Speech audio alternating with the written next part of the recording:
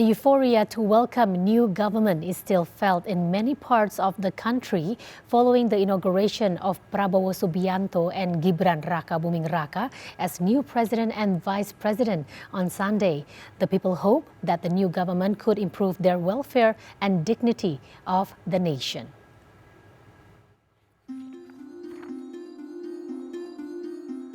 The arrival of the new government was greeted with joy in almost all regions in Indonesia, following the inauguration of Prabowo Subianto and Gibran Rakabuming Raka as the country's new president and vice president for the next 5 years on Sunday.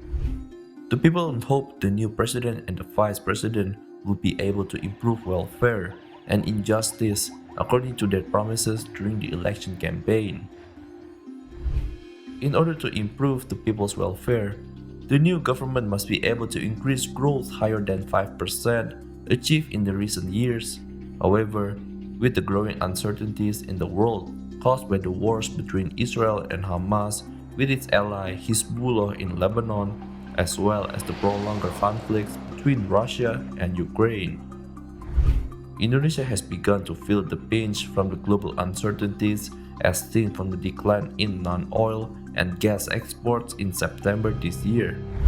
In addition to the rising geopolitical tensions, the new government also faces various challenges coming from within the country, such as the weakening of the manufacturing industry, which has contributed to the decline in the people's buying power. A wave of layoffs have been occurred in the textile industries, as many textile factories have to stop operation for being unable to compete with imported goods both at home and abroad. In fact, due to this weakening buying power, the number of the middle class has fallen drastically in recent years. Based on data issued by the Statistik Indonesia or BPS, the number of middle class in Indonesia, which reached 57.3 million people, or equivalent to 21.45% of total population in 2019, dropped to 47.85 million people, or equivalent to 17% of the population in early 2024. The drop in the middle class, which has been the backbone of the economy, will make it more difficult for the new government to achieve the economic growth target of 8%. With its rich natural resources and a demographic bonus, Indonesia has the golden opportunity to achieve the Indonesian Gold Vision goal by 2045. However, the demographic bonus is set to peak in 2041. Indonesia is racing against time to use the momentum, because if the economic growth target could not be achieved, Indonesia could miss the opportunity. The lack of preparation could instead turn the demographic bonus into a demographic disaster, as most of the young people will be unemployed. But we believe the new president has the ability to achieve the Indonesian Vision 2045 goals and turn the country to a better place to live, and more importantly, to bring prosperity to the people.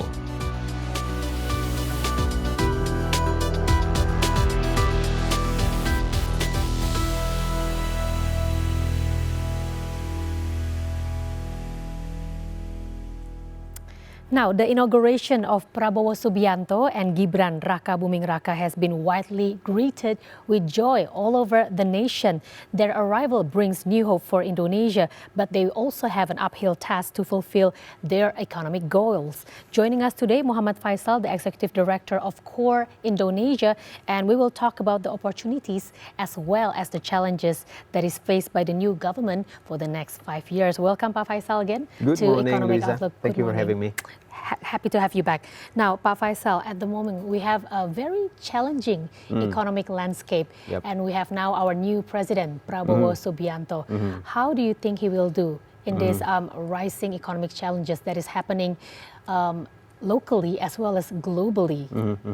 Yeah, indeed, it's very, very challenging considering what happened in the global economy and also domestically. There are so many homeworks that the new president needs to, to tackle and deal with, especially if we look at the global economy, intensifying, geopolitical tensions, and also a slowdown of our main partners, economy like China and also the United States.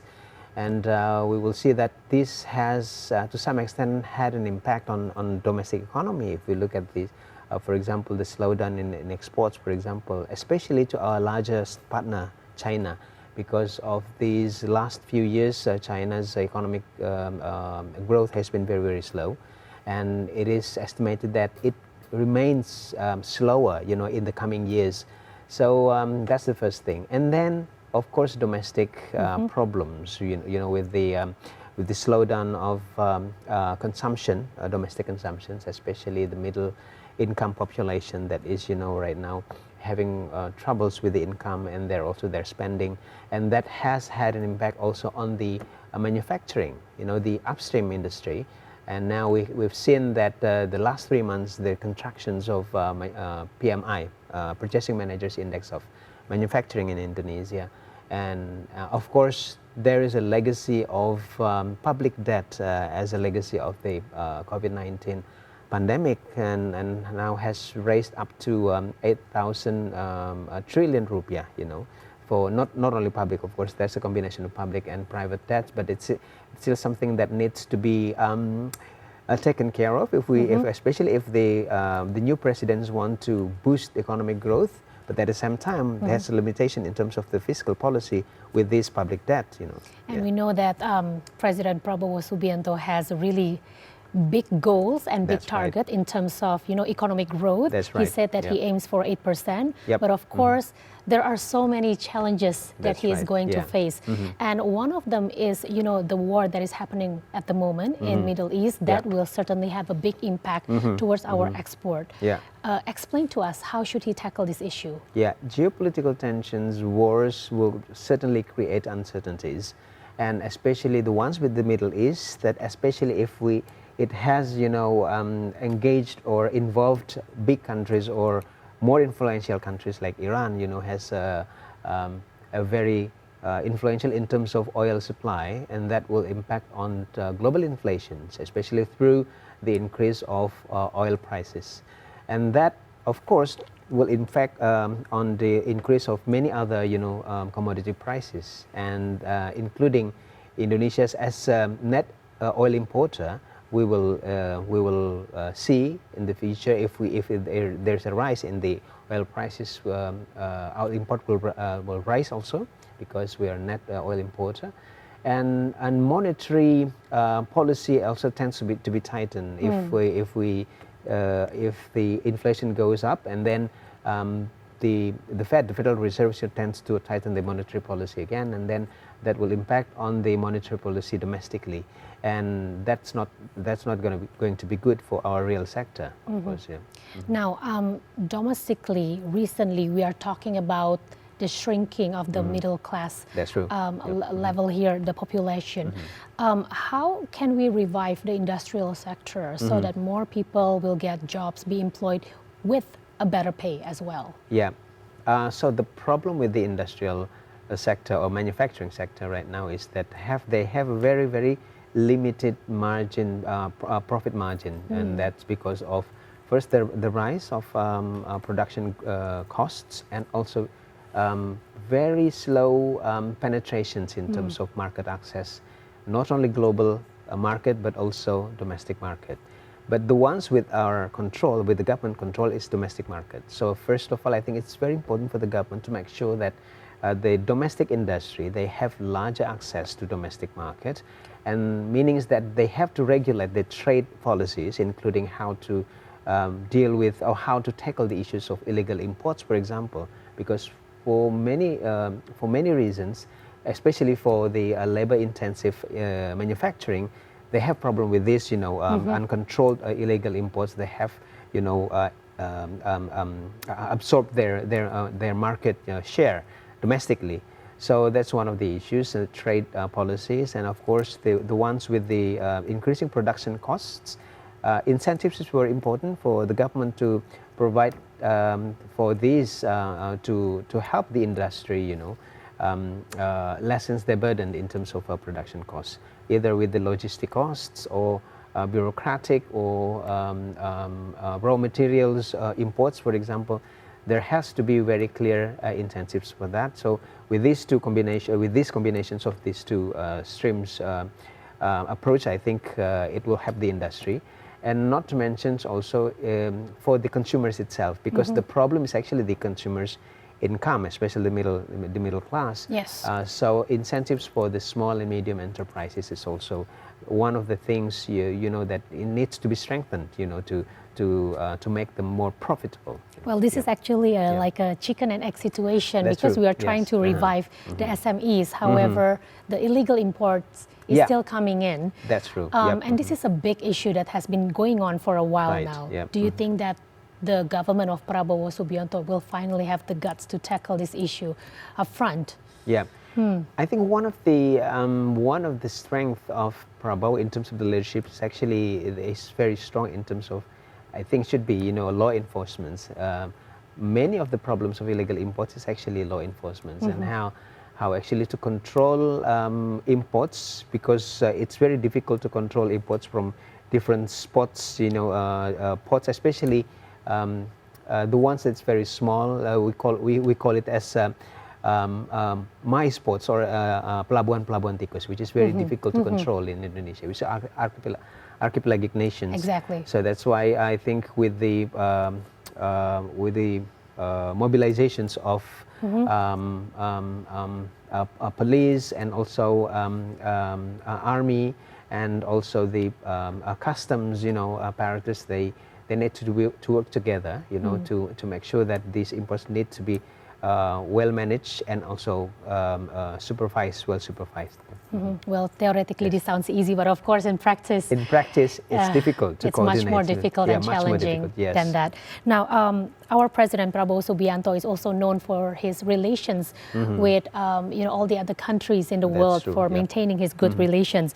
Now, the Prabowo's administration will rely more than ever on foreign investors to fulfill you know, the high economic growth and demand. How do you think he will make Indonesia more attractive for foreign investors to come into Indonesia amid the declining trend in global foreign direct investment? I think with his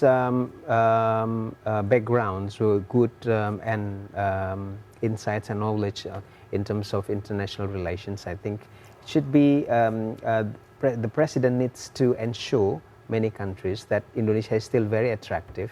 It's already attractive with this abundant natural resources and also huge market.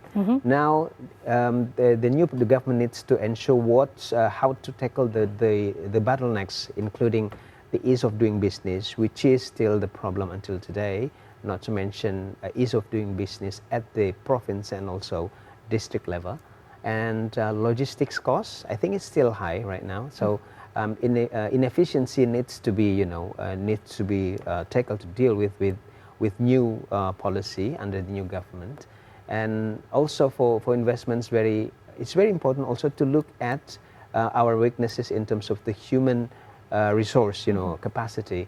In many cases, skills, I think it's very limited, and sometimes the mismatch between the needs of the businesses or the industry with the supply of employment in Indonesia. So that's still in place. So that still needs to be addressed, and it's with proper policies. All right. Now, final question. At the moment, our economic growth is still at 4.5 to 5%. Yeah. And President Prabowo has mentioned multiple times that his target will be an 8% of economic growth, as he's also reaching towards, our aim is to get to the Golden Indonesia year of 2045. That's true. Yeah. How do you think he will achieve this? In short, like what kind of priorities should he do in terms of economy to make our economic growth reach that high?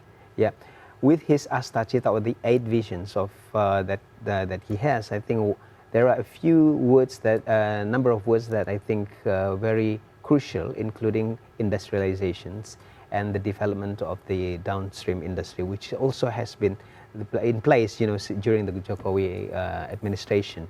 But right now, I think the focus is more for Prabowo is on agriculture and the downstream industry for agriculture, which is, I think, a good idea, because it's a labor-intensive industry that could create so many jobs and also can, boost economic growth at the same time. But in terms of the executions, this is the crucial parts, because it will depend much on his ministries, on the cabinet. So a good, capable and accountable ministers are very crucial, you know, in implementing the policy to reach the target. So I think it's we just need to look at how they work, especially in the first 100 days. Okay. Yep. And just quickly, Pak Faisal, what's your opinion on Prabowo Subianto's economic theme at the moment, since we are continuing with our Minister Sri Mulyani? Yeah, obviously it's a big team, and it's a combination of the old and new faces. So with this, you know, more ambitious targets, I think the old faces should be more experienced. But at the same time, also they need to look at to see out of the box and looks at more effective policies, because with business as usual policies, business as usual approach in the previous administration under Jokowi, obviously the economic growth is just 5%. So we cannot just depend on business as usual. They need to work very, very hard, extra efforts, you know, to achieve the target, and to work together with the new faces, because it's a big team. It's more difficult to, you know, to coordinate, Manage more to people. manage. So that's why it's one of the challenge. Yes. Okay, Yep. all right. That's a nice wrap up there, Bapak Mohammad Faisal. Thank you so much for being here on welcome. Economic Outlook. We'll have you back again next time. Thank you for the chat. Thank you.